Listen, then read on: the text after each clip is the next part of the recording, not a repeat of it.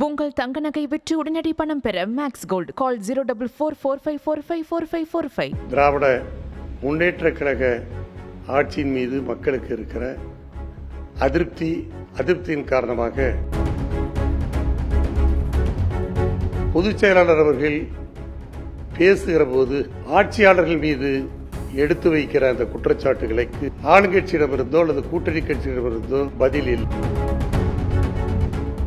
காலநிலை மாற்றத்தின் காரணமாக பருவமழை முன்கூட்டியே கூட துவங்குவது உண்டு.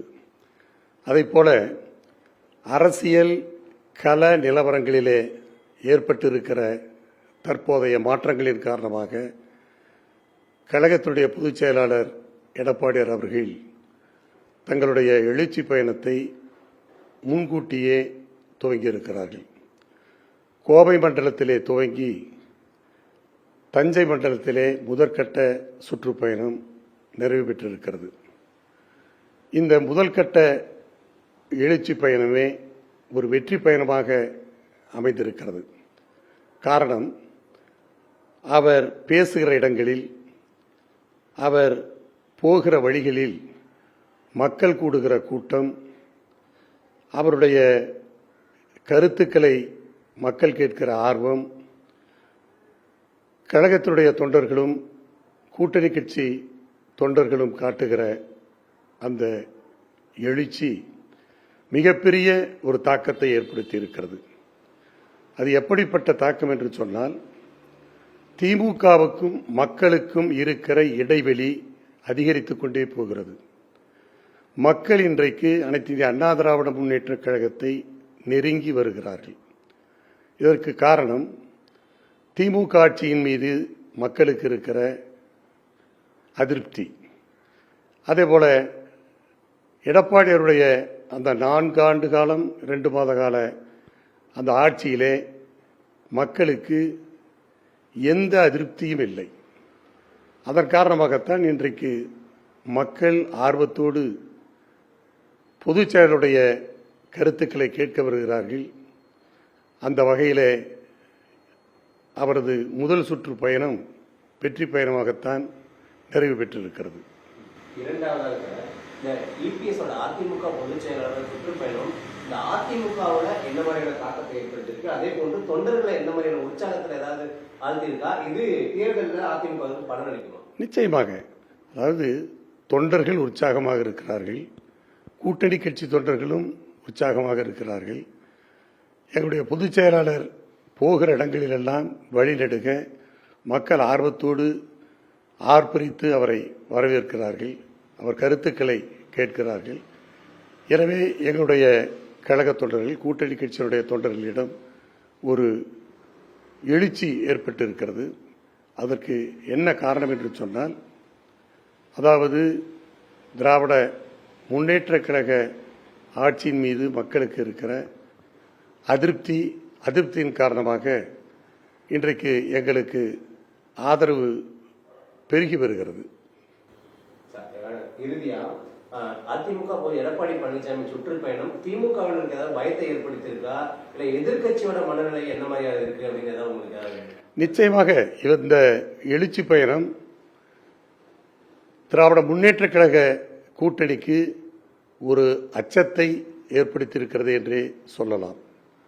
அது மட்டுமல்ல, கழகத்தினுடைய தொண்டர்கள், கூட்டணி கட்சியினுடைய தொண்டர்களுக்கு அதிக உற்சாகத்தை இந்த எழுச்சி பயணம் கொடுத்து கொண்டிருக்கிறது.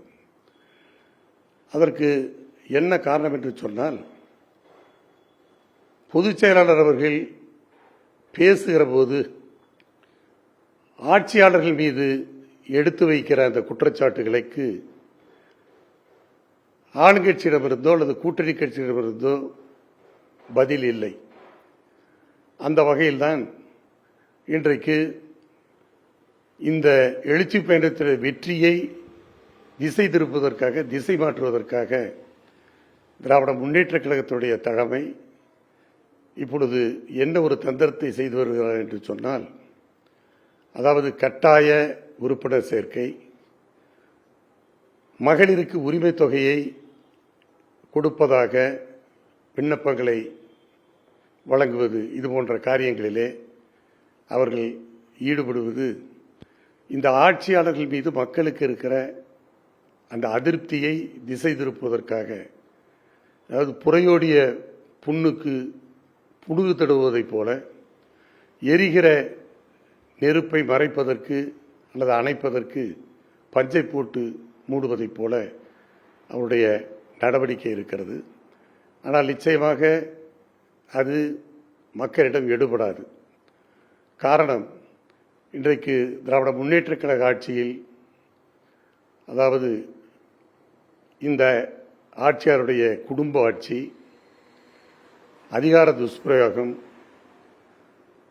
அதைப் போல லஞ்சம், ஊழல், முறைகேடுகள், சட்டம் ஒழுங்கு சீர்குலைவு, அதைப் போல இன்றைக்கு பாலியல் பலாத்காரம், போதை பொருள் புழக்கம், அதனால் ஏற்படுகிற சமுதாய சீர்கேடுகள், சமூக விரோத செயல்கள் அதிகரித்து வருகிறது.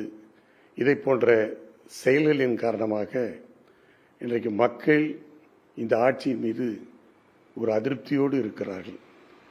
எனவேதான் 2026 சட்டமன்ற தேர்தலை பொறுத்தவரையில் அனைத்து இந்திய அண்ணா திராவிட முன்னேற்றக் கழக தலைமையிலான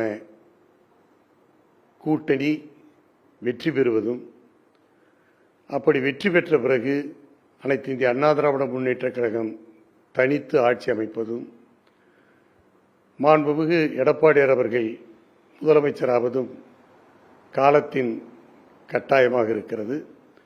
பொதுவாகவே 2011ஆம் ஆண்டு சட்டமன்ற தேர்தலில் திராவிட முன்னேற்றக் கழகம் ஆட்சி வீழ்வதற்கு மின்சார பற்றாக்குறை, அதேபோல இந்த 2G ஊழல், இது இரண்டும் தான் மிகப்பெரிய காரணமாக அமைந்தது. ஆனால் இன்றைக்கு 2026 தேர்தலிலே இன்றைக்கு நான் ஏற்கனவே சொன்னதைப் போல பல காரணங்கள் இந்த ஆட்சி தோல்வியுறுவதற்கு அல்லது இந்த ஆட்சி முடிவுக்கு வருவதற்கு பல காரணங்கள் இருக்கிற காரணத்தினாலே நிச்சயம் 2026 தேர்தலிலே அனைத்து இந்திய அண்ணா திராவிட முன்னேற்றக் கழகம் ஆட்சி அமைப்பதை தவிர்க்க முடியாது. எங்களுடைய பொதுச்செயலாளர் எடப்பாடியார் அவர்கள் முதலமைச்சராவதையும் யாராலும் தடுக்க முடியாது. இன்றைக்கு காலம் கனிந்து வருகிறது, எங்களுக்கு சூழ்நிலை சாதகமாக இருக்கிறது. எனவே முதல் கட்ட இந்த எழுச்சி பயணமே வெற்றியை தந்திருக்கிறது. அதேபோல் அடுத்தடுத்து வருகிற அந்த எழுச்சி பயணங்கள் மூலமாக நாங்கள் வெற்றி என்கிற அந்த இலக்கை நோக்கி பயணிப்பதாகத்தான் நாங்கள் கருதுகிறோம். மக்கள் ஆதரவை பொறுத்தவரையிலே இன்றைக்கு எங்களுக்கு பெருகி வருகிறது. உங்கள் வீடு தேடி வரும் அரசு, உங்களுடன் ஸ்டாலின்.